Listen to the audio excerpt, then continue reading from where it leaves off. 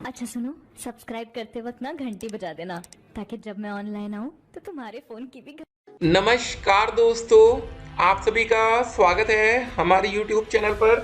तो आज हम इस वीडियो में डीएलएड बीटीसी 2024 आवेदन कैसे करना है, पूरा प्रोसेस हम आपको बताने वाले हैं। वीडियो को शुरू से लेकर लास्ट तक देखिएगा। जी हाँ, कितना फीस लगेगा, एक एक स्टेप आज आपको हम इस वीडियो में बताने वाले हैं। हम देखिए दोस्तों, ग्रेजुएशन की मार्कशीट भी लेकर आ गए हैं आपके लिए। उसके बाद जब आप लोग इंटर हाई स्कूल के नंबर भी डाल रहे होंगे तो हाई स्कूल की भी ओरिजिनल मार्कशीट यहाँ पर आपके सामने है। कौन सा दोस्तों सर्टिफिकेट नंबर होता है, मार्कशीट नंबर आपसे मांगा जा रहा होगा, क्या डालना है, इंटर में क्या डालना है, सब कुछ हम आपको इस वीडियो में बताएंगे।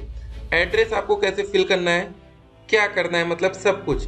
आपके पास आईडी कौन सी है, आधार कार्ड का विकल्प नहीं आ रहा होगा, वोटर आईडी कार्ड, ठीक है, PAN card, driving licence, passport, ration card, कुछ तो होगा आपके पास। ठीक है, तो एक एक स्टेप आपको फोटो कैसे अपलोड करनी है, ठीक है, सिग्नेचर कैसे अपलोड करना है, और लास्ट में प्रिंट एप्लीकेशन फॉर्म। तो वीडियो बहुत ही इंपॉर्टेंट है, वीडियो को शुरू से लेकर लास्ट तक देखिएगा। आज इस वीडियो को देखने के बाद एक छोटा सा बच्चा, अगर 5 साल के बच्चे को भी ना दे देंगे तो वो आपका फॉर्म भर देगा। बस इतना ध्यान रखिएगा। मोबाइल में कैसे आवेदन करना है, स्टेप बाय स्टेप आवेदन करने का पूरा प्रोसेस हम आपको बताएंगे। बिना गलती के कैसे आवेदन करना है। जी हाँ, ग्रेजुएशन में बच्चे गलती क्या कर रहे हैं अब आपको बता रहे हैं। वो बच्चे क्या किए हैं कि अपने फाइनल ईयर का जो थर्ड ईयर हुआ होगा उनको ग्रेजुएशन का, वो उसका नंबर, जैसे थर्ड ईयर के यहाँ पर टोटल नंबर आपको दिख रहा होगा 340 नंबर मिला है 600 में से। ठीक है, अब वो बच्चे इसी को फिल कर दे रहे हैं। सेकेंड ईयर के नंबर से उनको मतलब नहीं है, फर्स्ट ईयर के नंबर से मतलब नहीं है। ऐसे काम नहीं चल पाएगा, ठीक है ना, ये आपको ध्यान में रखना है। अब देखिए, हम आपको सब कुछ बताएंगे। चलिए, सबसे पहले हमें क्या करना है दोस्तों, हमने कमेंट बॉक्स में लिंक दे दिया है। आप लोग हमारे व्हाट्सएप चैनल से पहले जुड़ जाइए।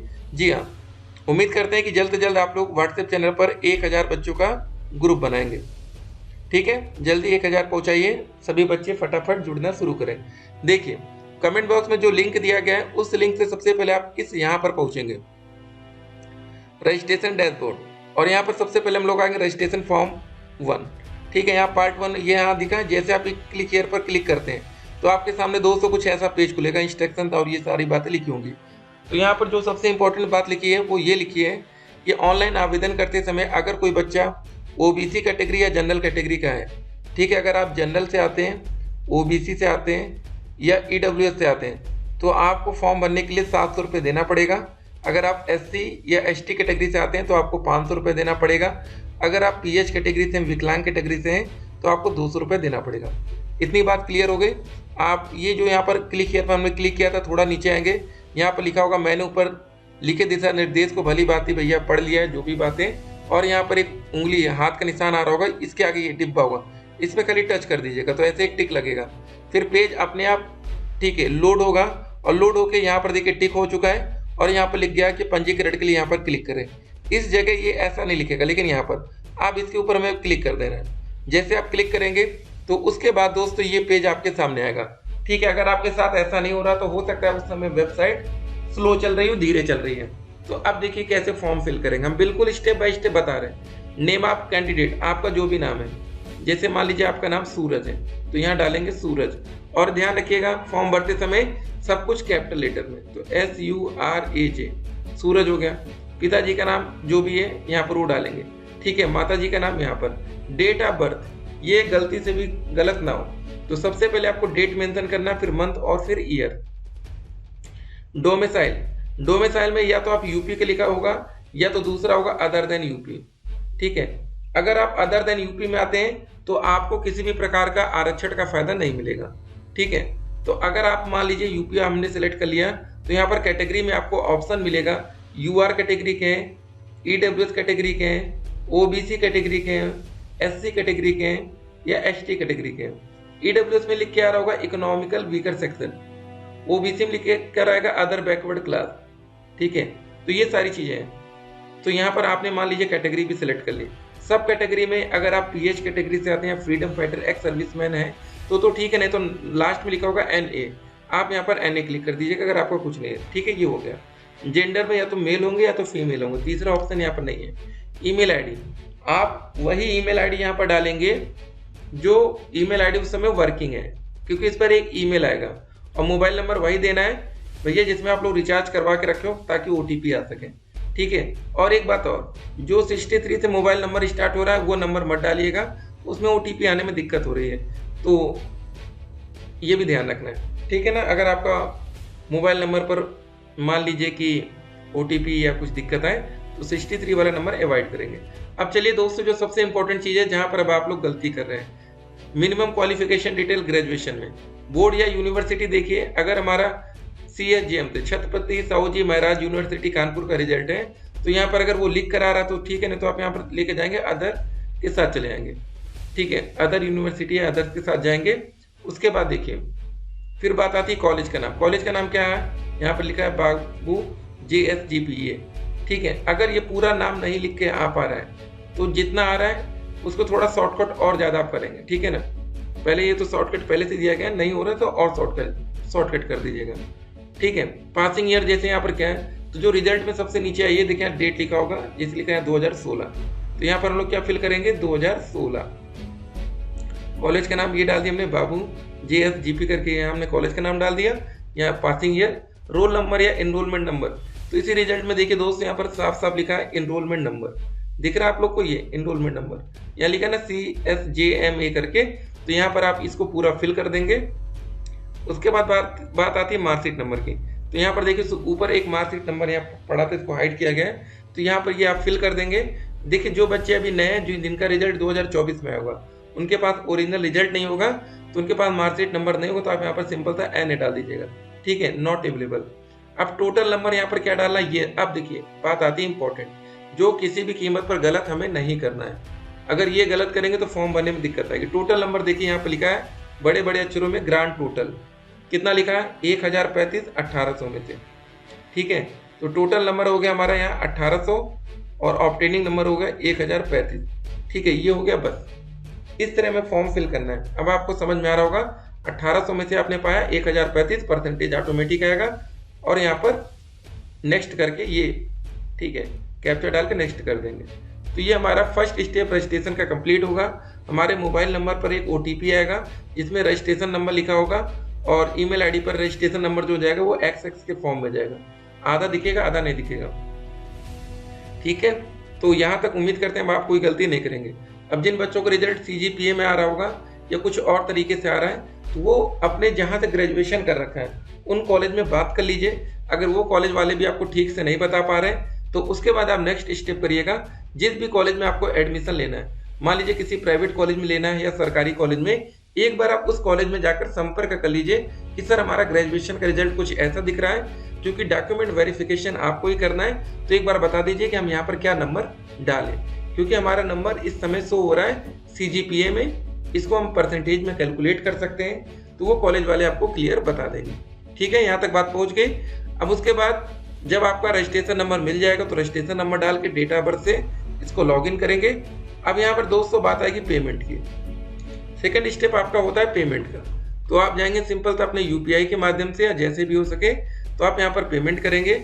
या तो आपकी पेमेंट 700 की होगी या तो 500 की होगी या 200 की।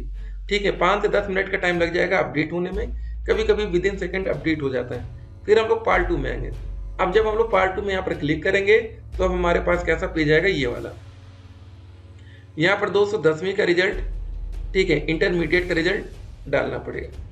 लिखा होगा इंटरमीडिएट आर इक्विवेलेंट, ये ध्यान दीजिए। जैसे कुछ बच्चों ने और कुछ कर रखा हो इसकी इक्विवेलेंट, तो यहाँ पर तो सबसे पहले दोस्तों जब आपने हाई स्कूल में क्लिक किया तो UP बोर्ड आएगा, CBSE आएगा, ICSE आएगा या अदर बोर्ड आएगा। ठीक है, इंटर में भी सेम यही शो करेगा।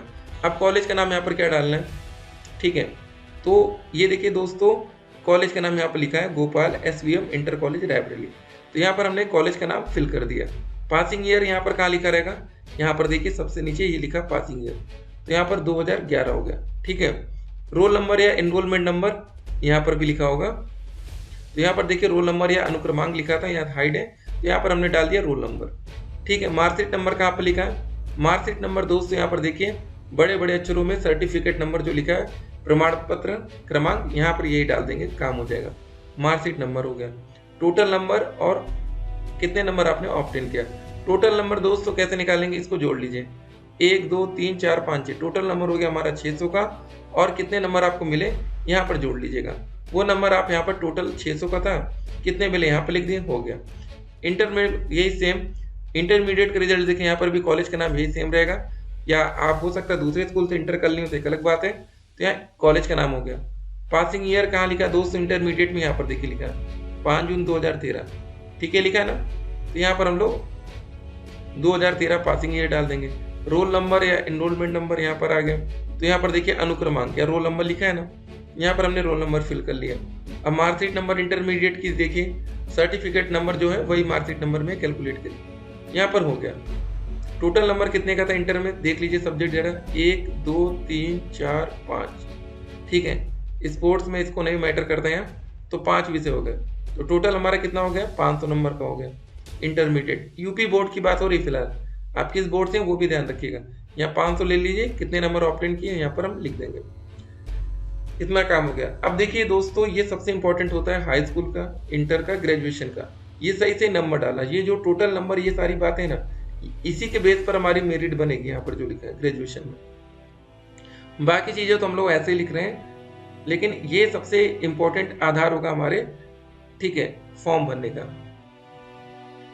उसके बाद एड्रेस में आते हैं, करेस्पॉन्डेंट या कम्युनिकेशन एड्रेस डिटेल्स। यहाँ पर अगर आपने छोटी मोटी गलती कर दी तो उतना दिक्कत नहीं, यहाँ पर कुछ होने वाला नहीं होता है।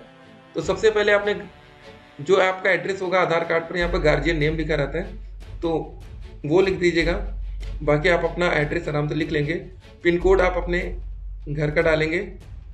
नेशनलिटी इंडियन ही रहेगा आपका यहाँ पर मैक्सिमम, ठीक है। यहाँ पर देखिए, यहाँ पर इंडियन सेलेक्ट कर लेंगे। स्टेट आपका क्या है, जैसे कुछ बच्चे अदर स्टेट से आ रहे हैं, उनका शो नहीं कर रहा था, तो उम्मीद है जल्द से जल्द ये शो करेगा। डिस्ट्रिक्ट आप अपना जिला डालेंगे, कैप्चा यहाँ पर डाल देंगे, बात खत्म, ठीक है। उसके बाद दोस्तों आती है इंपॉर्टेंट बात आईडी टाइप की, ये गलती नहीं करना। आईडी टाइप में आपका या तो वोटर आईडी कार्ड आपके पास होना चाहिए। भाई सभी बच्चे वोट करते हैं, वोटर आईडी कार्ड आपका बन गया होगा क्योंकि उम्र आपकी 18 साल हो चुकी है। तभी देखिए डीएलएड में एडमिशन के लिए मिनिमम में 18 साल इसीलिए मांगी जाती है कि आपका वोटर आईडी बन चुका होगा, bank passbook with photo and current. हम तो कह रहे देखिए, या तो वोटर आईडी डाल दीजिए, या तो पैन कार्ड डाल दीजिए, या तो ड्राइविंग लाइसेंस। और आपको बता दें आधार कार्ड, ठीक है, आपका लगेगा, अभी नहीं लग रहा है, लेकिन जब आप एडमिशन के टाइम जाएंगे तो आपका आधार कार्ड की फोटो कॉपी भी लगेगी।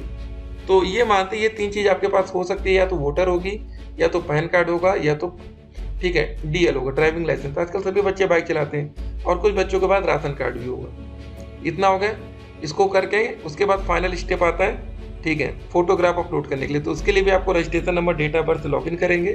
तो यहाँ पर आपको अपनी फोटो, कैंडिडेट की सिग्नेचर, ध्यान रखिएगा साइन में फोटो ना जाए, फोटो में सिग्नेचर ना है, ठीक है। ये गलती आपसे नहीं होने पाई, ये बहुत बच्चे गलती करते हैं, फिर वो परेशान होते हैं। आराम से करिए यार, कहाँ ट्रेन छूट रही है।